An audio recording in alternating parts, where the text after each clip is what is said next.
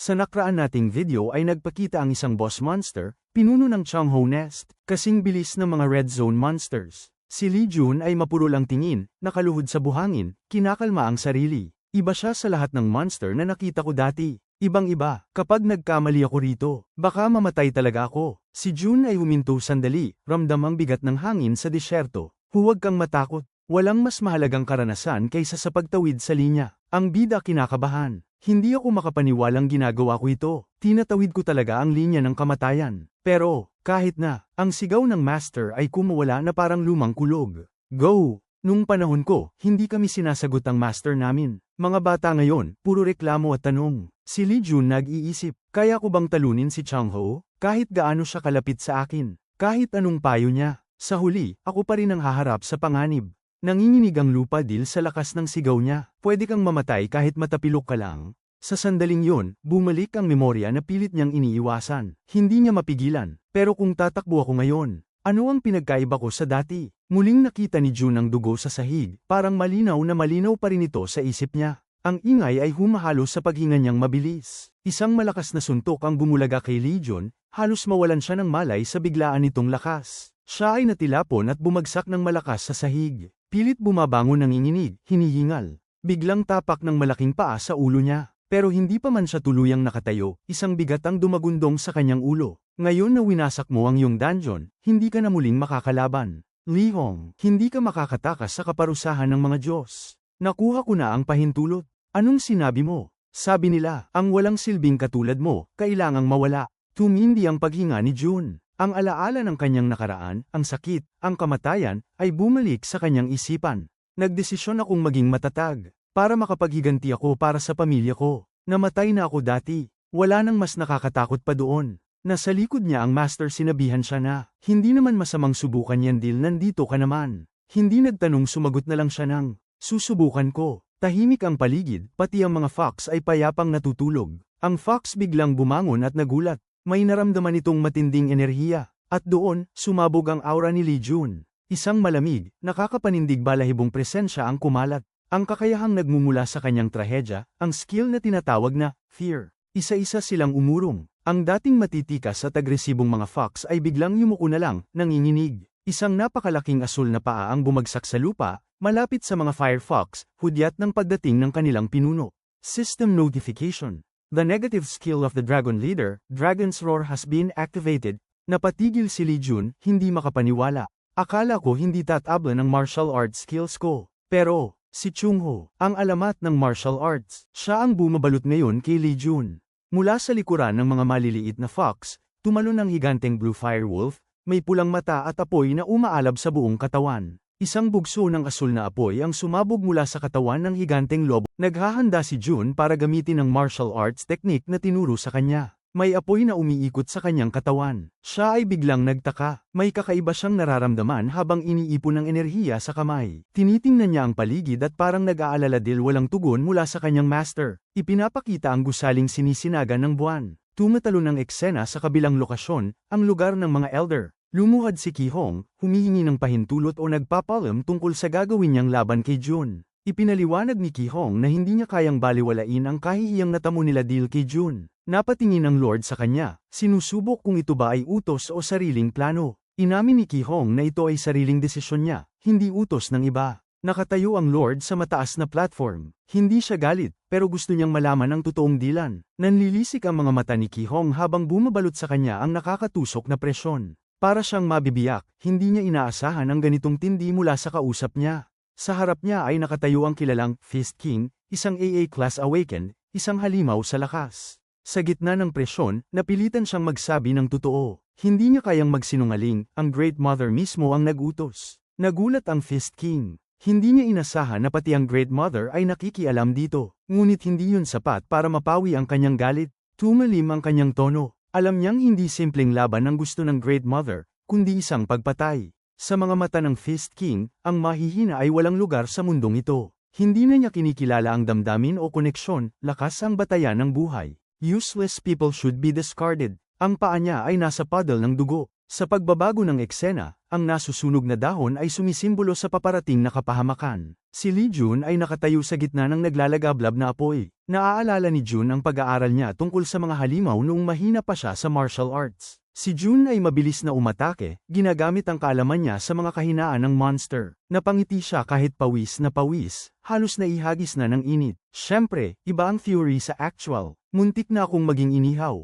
Determinado na siya ngayon. Kapag napatumba ko ang leader, magdidisband ang mga followers. Lumundag siya pataas, binibigay ang pinakamabilis na atake na kaya niya. Puno ng apoy ang braso niya habang humahataw pababa. Buo ang intensyon na tapusin ang laban. Bigla siyang nagulat habang pabagsak ang suntok niya, may napansin siya sa kalaban o sa sitwasyon na hindi niya inaasahan. Bigla na lang mawala ang Alpha Flame Wolf mula sa kanyang linya ng atake. Lumitaw ang dambuhalang asong apoy sa likuran niya, nakanganga, handang lamunin siya ng buong buo. Ang mata ni Lee Jun, tumindi ang konsentrasyon, alam niyang isang maling galaw lang ay katapusan niya. Putik, nag-active ang defensive aura niya. Bamalat sa katawan niya ang asul na espiritual na enerhiya. Habang pinipilit niyang umatras, biglang narinig niya ang boses ng kanyang master. Gamitin mo ang Heavenly King Steps. Simula ngayon. Oo, tama, kaya ko na ngayon. Gamit ang Heavenly King Steps, nagsimulang mag-trail ang katawan niya. Para bang nag-iiwan ng 4 na imahe sa ere. Habang umiikot siya sa paligid ng halimaw, sinugod niya ito gamit ang mabilis at tumpak na strike. Ang wolf ay napaatras, naglabas ng malakas na growl, tanda ng pagkairita at pagkasaktan. Tinitipon ni Lee Jun ang natitirang lakas niya. Ang Heavenly King Steps at ang espiritual na enerhiya niya ay nag-iinit, nagbubuo sa kamao niya ng asul na aura. Sa tingin mo ba mamamatay ako sa ganitong lugar? Sa isang iglap, sumalpok ang kamao niya sa katawan ng boss monster. Yumugyog ang lupa, sumirit ang alikabok at apoy. Sobrang lakas ng impact na parang kidlat na bumagsak. Kasabay ng pagkalat ng alikabok ay ang malakas na pagsirit ng dugo ng higanteng asul na lobo. Napasubsob si Lee Jun. Dumudugo ang braso niya, nanginginig ang katawan dil sa matinding pagod. Napabuntong hininga siya. Kahit panalo, kung patuloy ko itong gagawin, mamamatay ako. Bumagsak ng tuluyan ng boss monster sa tabi niya. Nawasak ang bahagi ng katawan nito dil sa huling suntok ni Lee Jun. Lumabas ang system window. You have defeated the boss monster, you will receive 500,000 P, recognition bonus. Dagdag 250,000 P, you have obtained the B-grade martial art. Vampiric martial art A, ang bangkay ng asul na halimaw ay nagsisimula ng mawala. Unti-unting nagiging abo habang bumabagsak sa lupa. Si Lee Jun, duguan at hingal, ay nakaupo habang sinusubukang bumangon. Isang libro na may takip na parang bato ang lumapag sa harap niya. Biglang lumitaw ang kanyang matandang master sa likuran niya. May kakaibang ngiti sa mukha nito habang nakatingin sa libro. May lumitaw na kapaki-pakinabang. Ang nakuha ni Lee Jun ay isang napakalakas na martial art na kayang sumipsip ng enerhiya ng kalaban, isang malaking advantage para sa kanya. Tumingin si Lee Jun sa master, medyo seryoso ang expression. Saan ka ba nanggaling sa lahat ng oras na ito? Nataranta ang master at napakamot ng ulo. Kanina pa kita tinatawag. Akala ko sumuko ka na sa akin at umalis ka na. Nagpaubo pa ang master para magpanggap na composed. Nako, paano nagawang iwan ng matandang ito ang kanyang disipulo? Isang hampas lang ang kailangan para pumatay ng monster na hindi niya inaasahan. Pero ramdam niyang delikado. Ang lakas na ito ay parang sumisipsip din ng enerhiya mula sa katawan niya. Una, aralin mo ng lubusan ng vampiric martial art. Pagkatapos, sundin mo ang lahat ng ituturo ko. Lalamang ka ng mabilis. Si Jun sumagot. Talaga, master na inis. Nagsinungaling na ba ako kahit minsan? Nang matapos niyang aralin ang laman, pinunit niya ito para hindi mapunta sa maling kamay. At biglang lumitaw ang system. You have learned the vampiric martial art A. You can now use the vampiric martial art A in the future. Mabuti. Ngayon, may kailangan ka pang gawin. Sipsipin mo ang lahat ng monsters dito gamit ang vampiric martial art. Lumipat sila pabalik sa tunay na mundo. Pagbalik niya mas lalo siyang lumakas, pero alam niyang may kapalit ang lakas na ito. Si Jun, nakaayos na sa uniforme, ay nagbigay ng utos. Status window. Lumabas ang buong stats. Unique skill. Han1 Martial Arts Normal Skills. Vampiric Martial Art A, Heavenly King Steps B, Dominance B Characteristic. Path of Infinite Doubt Stats. Among C-Class Awakened Individuals. Even 4 skills. Hindi makapaniwala sa biglaang lakas. Sobrang taas ng improvement kaya na-emotional siya. Lumabas ang master, nakakunot noo. Ano ba ang ginagawa mo nang hindi ka umaalis? Aalis na ako. Ipinakita ang entrance ng building. Naghihintay ang mga trainees. May tumatakbong lalaki. Hoy, huli ka na. Tumakbo ka na. Sumagot si Jun, kalmado at mabagal. Antayin mo ako, pero di talaga nagmamadali. Ang master ay nagalit. Naghahanap ng kaalaman mula sa isang guro, ngunit nasa ganitong kalagayan ng pag-iisip na lumala. Ang bida ay nakangiti, ngunit ikaw lamang ang guro para sa akin, master. Hindi inaasahan ng matanda ang papuri at bahagya siyang natigilan. Masaya si Jundil, may isang taong tunay na nagturo at naniwala sa kanya. Habang siya ay naglalakad, may tumawag sa kanya. Hoy, Lee Jun, aalis ka na ba ngayon? Siya ay napalingon at seryoso. Tila may taong ayaw niyang makita ang lumitaw. Ang grupo ni Lee Hong. Ito ang tila rival o bully na hindi niya nakita ng matagal. Lee Hong ngising aso. Do you look good? Siya nagsalita kalmado pero may diin. Huwag mo akong awayin, at umalis ka na sa gusto mo. Lee Hong tawang may galit. Nababaliw ka na ba, Dil? Ay laang buwan mo akong hindi nakikita? Ganoon ka ba, Katie, wala sa opisyal na laban bukas? Nagtanong ang master. Official. Oh, master, hindi mo ba alam? Isa itong opisyal na laro sa campus. Dito nirarango ang mga estudyante. Biglang sigaw mula sa likod. Hey, anong pinagbubulong-bulong mo dyan? Master tahimik, nag-o-observe. Ang mga opisyal na laban ay nagsisimula sa pinakamababang level. Sigaw ng siga, may hangganan ng pasensya namin, ha? Lee Jun, kalma. Ha, kayo, pasensyoso. Yung taong mas malakas magsuntok kaysa magsalita. Ang bully ay nagulat. Ano? Mga estudyanteng nanunood, nagtatawanan. Nainis lalo ang bully. Paanong? Naglakas loob ka. Loser. Ikaw. Papatayin kita. Nagliliyab ang kamao, susugod ng suntok kay Lee Jun. Ang bida ay nakatingin lamang, kalmado, hindi natitinag. Ano? Nagulat si Lee Hong at hindi niya inaasahang ganoon kabilis ang galaw ni Jun. Nakangiting matalas si Lee Jun, confident at kalmado. Biglang lumabas ang system. Subquest isa talunin SI Lee Hong, difficulty. Description. Nais ng ermitanyo na taloing ng napakalupit ng kanyang estudyante si Lee Hong, na nagmaster na ng Huangbo Martial Arts. Kondisyon para makumplet. Landslide victory, lubusang panalo reward. Tech 3 points. 100,000 P. Sinubukang sipin muli ni Lee Hong si Jun, ngunit mabilis itong umiwas na parang walang effort. Master, hindi ako makapaniwala na naghanda ka pa ng ganitong misyon para sa akin. Dapat sa opisyal na laban ko siya haharapin. Pero nagbago ako ng isip. Hindi niya akalaing ganito kalakas at kabilis si Jun. Nanginginig siya habang napapaatras. At nang biglang tamaan siya ng buong lakas, hindi niya nakita ang atake ni Jun. Si Lee Hong, durog at basang-basa ng pawis, ay napaupo sa sahig habang nakatingala kay Lee Jun. Ang bida ay ngumiti ng nakakaloko at malamig. Masyadong mabagal. Si Lee Hong ay galit na galit at nanginginig habang bumabangon. Ikaw, bastardo. Sumisigaw siya ng puro puot. Mamatay ka na. Habang ibinubuhos ni Lee Hong ang buong fire martial arts niya, buong braso niya nagliliyab habang umaatake ulit. Ang mga estudyanteng nanunood ay nagulat at takot, hindi makapaniwala sa lakas ng apoy ni Lee Hong. Ngunit siya ay nagulat nang makita niya si Lee Jun na hindi man lang naapaktuhan. Nagbigay si Lee Hong ng isang full power punch na may apoy, ngunit sinalubong ito ni Lee Jun gamit ang isang kamay. Lumaki ang mata ni Lee Hong. Hindi man lang gumalaw ang braso niya. Bitawan mo ako. Ano bang ginawa mo? Lee Jun, nakangiti at kalmado habang hawak ang braso ni Lee Hong. Sige, bibitawan na kita. Pagkalaya ng braso niya, may kakaibang puwersa ang tumama sa katawan ni Lee Hong. Lee Hong, naguguluhan at nanlaki ang mata habang ang kanyang braso ay tila nasusunog mula sa loob. Mga estudyante sa paligid, nagulat at takot na takot. Oh my God! Lee Hong nakaluhod, yakap ang braso Dil sa sobrang sakit. Lee Jun naglakad papalapit, malamig ang tingin. Alam ko ang sinusubukan mong gawin. Si Lee Jun ay seryoso. Pinilit ka ba ng pamilya mo na gawin yun? Lee Hong, nanlaki ang mata at hindi makasagot. Sa pagkakataong ito, wala akong balak manahimik. Handa na siyang ibalik ng 10 o 100 beses ang sakit na ibinigay nila sa kanya. Ang bughaw na liwanag ay umiikot sa kanyang katawan. Ang bida inilalapit ang kamay sa dibdib ni Lee Hong. Teka, ano bang ginagawa mo? Teka, wag mong. Nanlaki ang mata ni Lee Hong, nanginginig ang buong katawan habang tumutulo ang luha. Isang napakalakas na pagsabog ng pulang apoy at bughaw na enerhiya ang pumutok mula sa katawan ni Lee Hong. Lumipas ang aylaang minuto. Matamlay ang paligid at bumalik sa normal ang eksena sa campus.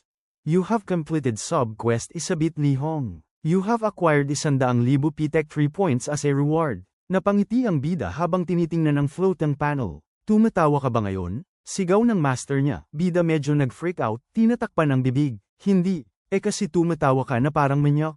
Ang bida medyo inis na sumagot.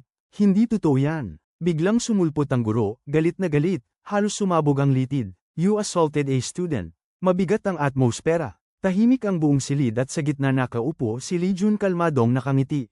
At may nagsalita ng malakas. Sa ngalan ng banal na kapangyarihan na ibinigay sa atin. Isang sigaw na puno ng galit at paninisi.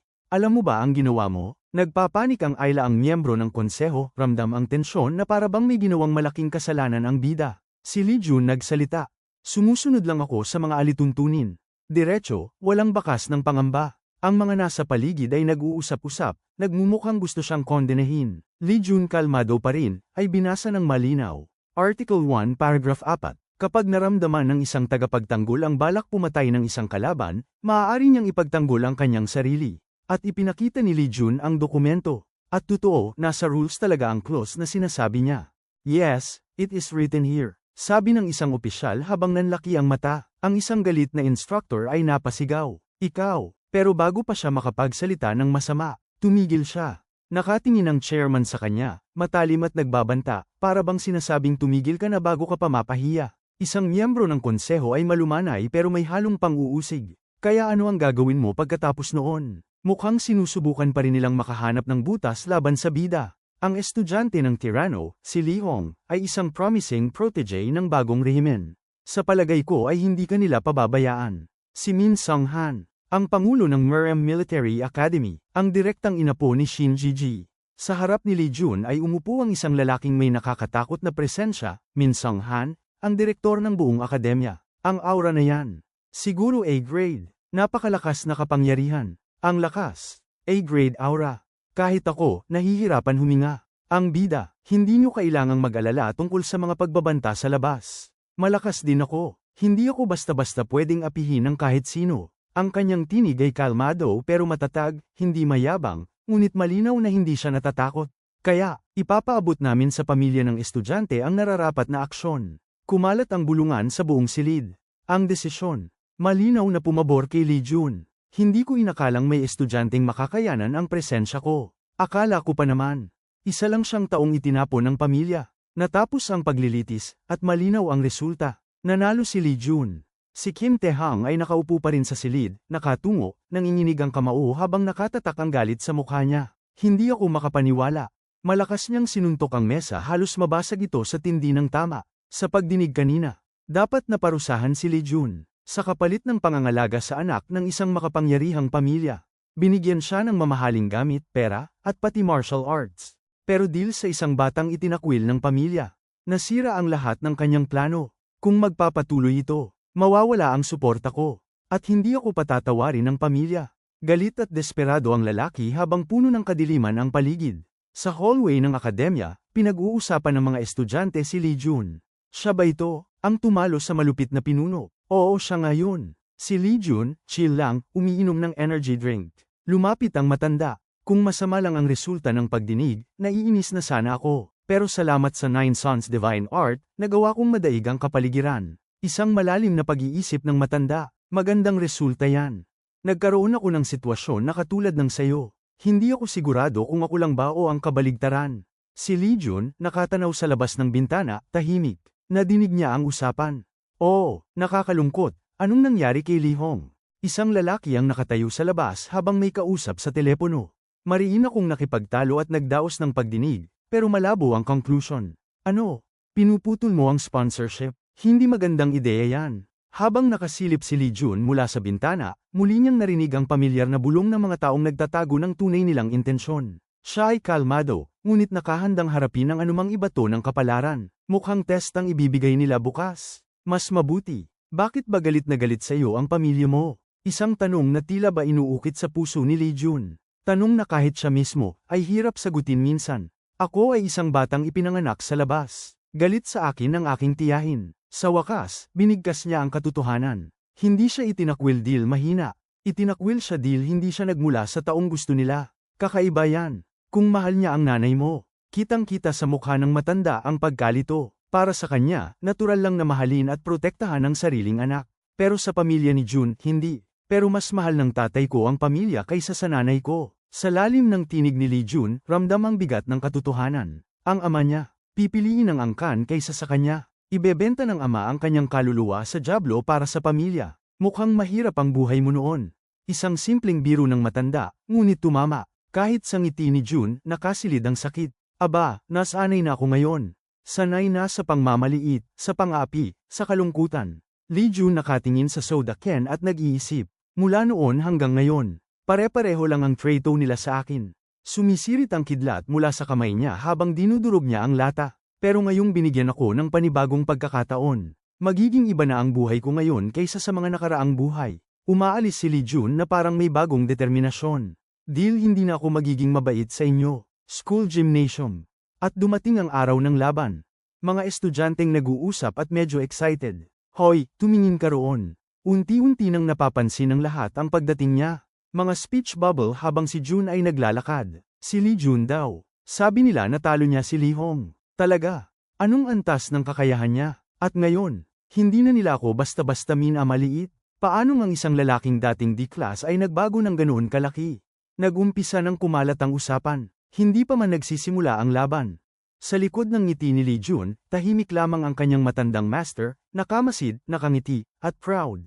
Isang sigaw mula sa guro ang PAM unit sa maingay na paligid. Kaagad napalingon si Lee June, tila may masamang kutob. Isang simulation room na kayang lumikha ng anumang kalabang nasa imahinasyon. Ang bawat estudyante kinakabahan. Pero ang mga mata ng Ayla-ang tao ay may ibang balak. Ang patakaran ay simple. Pumasok, lumaban, mabuhay. Ngunit para sa ilaan. May planong hindi ka nais-nais. Habang pinapaliwanag ng guro ang mechanics, dito na lumabas ang katotohanan. May control siya sa system, at balak niyang gamitin ito. Sa turn ni Lee June, biglang nag-iba ang atmosphere ng silid, mula sa normal na simulation, naging parang gate sa impyerno. Magkunwari ka na lang nasira ang controller. Sa labas, nakangising demonyo ang guro habang ang iba pang estudyante nagmamasid, naghihintay ng kapahamakan ni Lee June. Pakiramdam ng matandang master ang lakas ng enerhiya. Gusto mong lumaban. Ganyan ang mukha mo. Makakaharap mo ang isang malakas na tao. Habang papasok si Lee June sa testing room, kapansin-pansin ang ngiti sa labi niya. Tahimik ang paligid at tangi ang tunog ng kanyang mga hakbang ang bumabasag sa katahimikan. Tinanong siya ng AI ng silid kung may partikular siyang gustong labanan. Pero kampante si Lee June, hindi na mahalaga kung sino. Kahit sinong lumabas. Handa siya. Hindi nagtago ang malisyang ngiti ng guro. Plano niya talagang pataasin ng sobra ang difficulty level para tuluyan ang mapahamak si Lee June. Nag-switch ang simulation sa isang madyugo at mabalasek na setting. Ang uri ng kaaway ay tinatawag na outlaws, mga awakened na kriminal, kilalang pumapatay ng walang pag-aalinlangan. Ngunit sa halip na matakot, napangiti lang si Lee June. Para bang sinasabi niya, ito lang ba? Alam niyang sinusubukan siyang patumbahin, at ngayon, siya naman ang magpapakita ng katotohanan. Nakita ni Lee June ang simula ng laban. Hindi niya planong umatras. Sa halip, determinado siyang sagutin ang hamon. Nagpanggap pa ang guro na nag-aalala, pero halata ang mapanlinlang ng ngiti sa boses nito. Si Lee June naman ay sumagot ng simple at diretso, yes. Sa pagdampi ng daliri ni Lee June, kumilos ang buong system. Parang buhay. Ang portal ng virtual reality ay nagbukas, isang mundo ng ilusyon pero may tunay na peligro. Pumikit si Lee June, huminga ng malalim habang nagsimulang mawala ang paligid. D-rank. Para sa iba, delikado. Para kay Lee June, simula pa lang. Pagdilat niya, nasa gitna na siya ng napakalawak at mabagsik na snowfield. Si Lee June ay nakatayo sa tuktok ng bangin, nakatanaw sa walang katapusang yelo. Napakamot si Lee June habang nagsasalita ng may kabiruan. At, pagod na akong gusto kitang patayin. Mula sa kalayuan, isang figure ang unti-unting lumilitaw, nakaputi, mahaba ang buhok, si White Eyes, ang batikang mamamatay tao at leader ng isa sa pinakamadilim na organisasyon. Walang awa, walang puso, at ngayon, siya ang magiging kalaban ng isang estudyante. Hindi makapaniwala si Lee June. Bakit ganito kalakas ang ipinadala sa kanya? May malalim na kabis familiaridad sa itsura ng matanda, na para bang nakita na niya ito noon. Naglabas ng nakakasilaw na enerhiya ang matanda, parang yelong kidlat na handang lumamon ng kahit ano. Isang matinding ice blast ang bumulusok diretso kay Lee June. Mabilis na kumilos si Lee June, halos lumipad sa pinong nyebe, tinatabasan ng espada ang hangin para makaiwas. Nabigla siya, hindi pang D-level ang lakas nito. Ang simulation ay tila naghanda para sa isang tunay na kamatayan. Mula sa ere, isang matinding bugso ng malamig na enerhiya ang biglang bumagsak, mabilis, nakatutok, at walang pag-aatubili. Tinamaan si Lee June sa balikat at napaatras dil sa impact. Ang pamilyar na pakiramdam ng nagyayelong enerhiya. Hindi ito basta-bastang magic. Ito ay, hindi binibigyan ng oras si Lee June para makarecover. Mabilis, halos hindi makita ng mata ang paglapit ng kalaban. Ang enerhiya sa kanyang mga kamay ay mas lalo pang tumitindi, isang frost strike. Isang bagsak na aabot sa bilis na hindi dapat kayang sundan ng isang normal na mag-aaral. Isang bagsak ng nagyayelong liwanag ang sumalubong sa kanya. Ang mga mata ng matanda, walang awa, puno lamang ng pagnanasa sa pakikipaglaban. Sa huling segundo, nag-cross-arm guard si Lee Jun, sinusubukang pigilan ang brutal na pag-atake gamit ang purong instinct at lakas ng loob.